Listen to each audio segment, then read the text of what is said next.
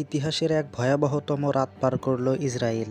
ভয়াবহ হামলায় এক ধ্বংসস্তূপ মৃত্যু নগরীতে পরিণত হয়েছে ইসরায়েল। এখন পর্যন্ত ৮ জনের মৃত্যুর খবর পাওয়া গেছে এবং আহত শতাধিক। আহতদের বেশিরভাগই হসপিটালে পড়ে আছে ভয়াবহ দুর্ঘটনায়। সবথেকে বেশি ভয়াবহ ধ্বংসযজ্ঞ চালিয়েছে বাতিয়ামে। ইসরায়েলি জরুরি সেবা সংস্থা জানিয়েছে বাতিয়ামে এখনও ৩৫ জন নিখোঁজ রয়েছে। ধারণা করা হয় এখনও ধ্বংসস্তূপের নিচে পড়ে আছে বাকি লোক। রবিবার ভোরে আবারও বেরশেয়ান শহরে ইরানি ড্রোনের অনুপ্রবেশের খবর পাওয়া গেছে। জর্ডান সীমান্তীয় আশেপাশের অঞ্চলগুলোতে সাইরেন বাজতে শুরু করে আশ্রয়কেন্দ্রে আশ্রয় নিয়েছেন সাধারণ জনগণ।